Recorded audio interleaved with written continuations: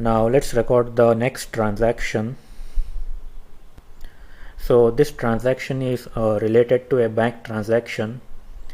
So whenever you record a bank deposit transaction or bank withdrawal transaction, we use a voucher called contra. So how do we use that voucher? Let's find out. Press the F4 key to open contra voucher. So this voucher is specifically used for recording bank related transactions. So whenever you want to record bank deposit or withdrawals, we can use this voucher. So to record this entry, we will first set the transaction date, which is 12th of November, and credit the cash account by rupees 10,000. Now press the enter key and debit the bank account. Since bank account ledger doesn't exist, so we need to create one. So press Alt C and create the bank ledger. I have entered all the required details to create this ledger, and I'll press Ctrl A to create the ledger. The amount in the debit field will be pre-filled, and press the enter key. So you will be provided with a screen called bank allocations. So what this screen is used for will be explained in the banking section. Now press the enter key again. The screen for cash denominations will be appeared.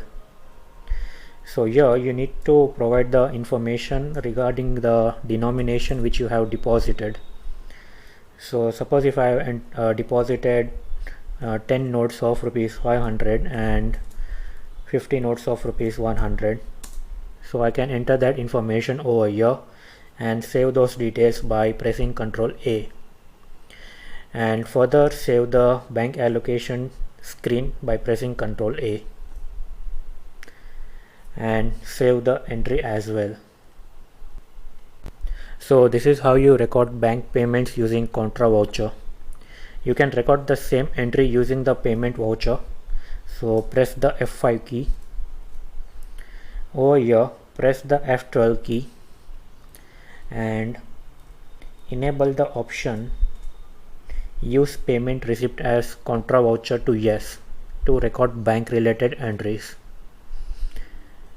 and press Ctrl A to save those settings. So if I want to record the same entry, then I can do it by debiting the bank account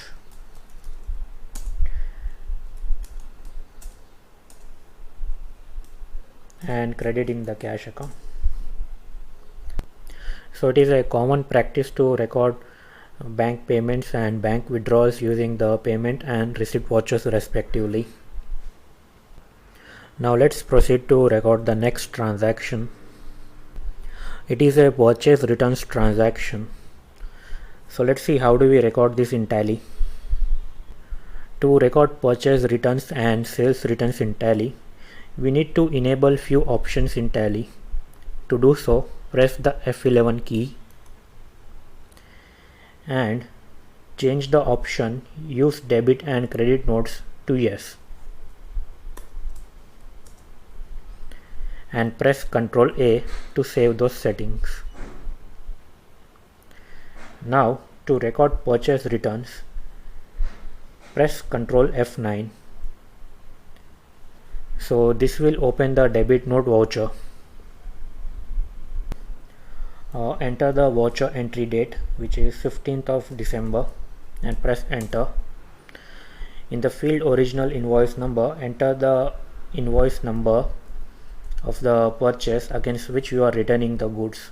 So the invoice number over here is 101, and the date of the invoice was 7th of September 2019.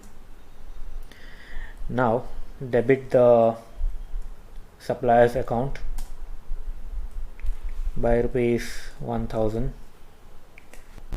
The bill wise details screen will show up. So earlier when we created the reference for the purchase which we made, so those purchases will be displayed over here. So we need to select the purchase invoice against which we are making this return. So select the option against reference and select the bill against which you are making the return. So right now we only have one bill because we just recorded only one purchase entry. So in real world there could be more than one invoice listed over here which you can select. So let me just select this bill and press Ctrl A to select the details and credit purchase returns account. Now and press Ctrl A to skip this step and save the entry. So this is how you record purchase returns in Tally. Now let's record the next transaction, which is a sales returns transaction. To record sales returns, press Ctrl F8.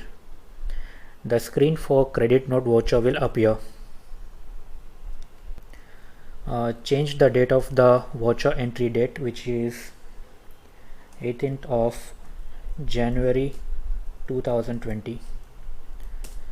The invoice number against which the buyer has returned goods is number 2, and the date of the supply was 11th of October 2019. Now credit the buyer's account by rupees 500 and select the bill against which the buyer has returned the goods and debit sales returns. Skip this step and press Ctrl A to save the entry. Now let's record the next transaction, which is a payment transaction. So we are making a payment to the supplier against bill number 101. So let's see how do we record this entry. To record the payment entry, we use the payment voucher. So press the F5 key.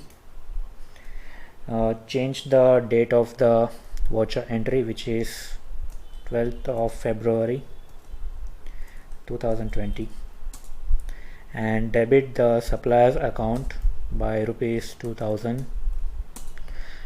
So again we are making the payment against the bill number 101. So you can see that Tally has been updating the amount information. So earlier the bill amount for this invoice was rupees 3000, out of which 1000 worth of goods were returned. So the net balance which is liable to be paid is rupees 2000, which is calculated by Tally. So select the bill against which we are making the payment. So there could be more than one bill present over here, so you need to select the appropriate invoice towards which you are making the payment. So I'll select this bill and I will credit my cash account because I am paying the amount in cash, and press Ctrl A to save the entry. So alright, so we are done with most of the entries, and I guess we are left with only one entry, which is the closing stock entry. So at the end of the year the closing stock was valued at rupees 15,000. So we need to update this information in our books. So to do so, open the profit and loss account statement and press Alt F1 to expand the details. So over here on the right hand side you would be able to see the closing stock information over here. So this information is not yet updated. So it is showing the same amount of rupees 40,000 which was entered as the opening stock. So to change this information, navigate to the field opening stock and press enter, and over here navigate to the field closing balance and enter the date as the last day of the financial year, and enter the closing stock amount and press enter and press Ctrl A to save the information. So sometimes you may not be able to see the closing stock information. That is because if you notice the date range, you can see that the profit and loss statement is showing information which is up to 12th of February 2020. So press the F2 key and change the period to 1st of April 2019 to 31st of March 2020 and press enter. Okay, so now you will be able to see the closing stock information over here. So that was all about recording various entries. The objective of this section was to make you aware with the Tally's environment with respect to recording entries. In the next section, we will start to maintain stock information. We will learn how to create stock items and record purchase and sales in item invoice mode.